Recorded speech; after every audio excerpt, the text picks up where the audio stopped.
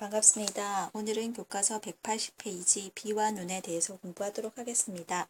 학습 목표를 살펴보면 첫 번째, 비와 눈이 생성되는 과정을 설명할 수 있다. 두 번째, 물이 순환하는 과정을 설명할 수 있다입니다. 강수란 대기 중의 물이 비, 눈, 우박 등의 형태로 지표에 떨어진 것을 말합니다. 구름방울은 약 0.02mm 정도이고 빗방울은 약 2mm로 구름방울이 약 100만 개 모이면 한 개의 빗방울이 되게 됩니다.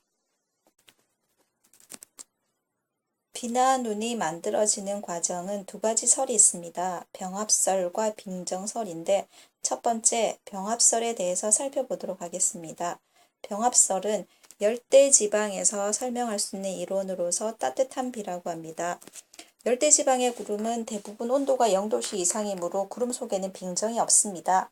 이러한 구름 속에서 큰 구름방울이 작은 구름방울과 충돌하면 서로 합쳐져서 빗방울로 성장하게 됩니다. 이와 같은 강수 과정을 설명하는 이론을 병합설이라고 합니다. 병합설에 대해서 다시 한번 정리를 하면 구름 속의 크고 작은 물방울들이 서로 충돌하여서 합쳐져서 커지게 되면 무거워서 떨어집니다. 이것이 비가 되고 따뜻한 비라고 할 수가 있겠습니다.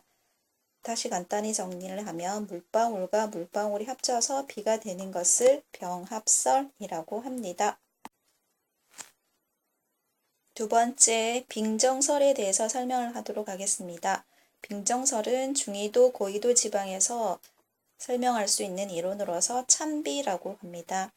중위도 지방과 고위도 지방에서 수직 방향으로 크게 발달한 구름 속에는 관행각 물방울과 빙정이 섞여 있는 층이 있습니다.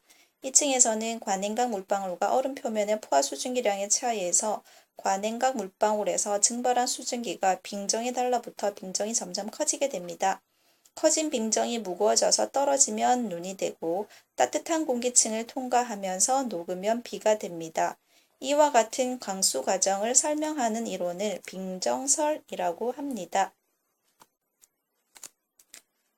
설명이 좀 복잡했었던 것 같은데 빙정설을 좀 더 간단하게 정리를 하자면 중층부에서 얼음 알갱이의 수증기가 달라붙게 되면 얼음 알갱이가 커지게 됩니다. 그러면 무거워져서 떨어지게 되겠죠. 그대로 떨어지면 눈이 되고 떨어지다 녹으면 비, 찬비가 되게 됩니다. 이것을 빙정설이라고 합니다. 빗방울의 크기나 비가 내리는 시간은 구름의 형태에 따라 다릅니다.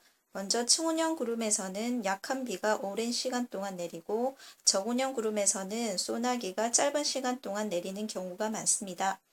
강한 상승 기류에 의해 발달하는 정란운에서는 가끔 우박이 내리기도 합니다. 우박은 눈 결정 주위에 차가운 물방울이 얼어붙어 땅 위로 떨어지는 것으로 보통 지름이 1cm 미만인데 그보다 훨씬 큰 것도 있습니다. 우박은 농작물이나 건물 등에 피해를 입히기도 합니다.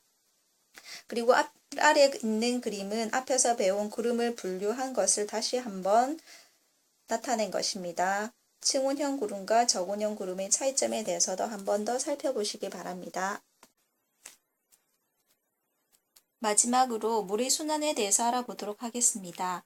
지구상의 물은 기체, 액체, 고체 상태로 변하면서 지표와 대기 사이를 이동합니다. 이와 같이 지표와 대기 사이에서 끊임없이 일어나는 물의 이동을 물의 순환이라고 합니다.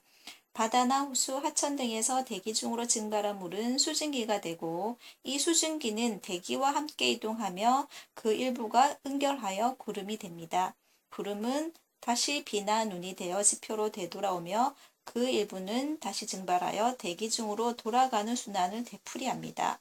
이와 같은 물의 순환은 태양 복사 에너지에 의해서 일어난다고 할 수 있습니다.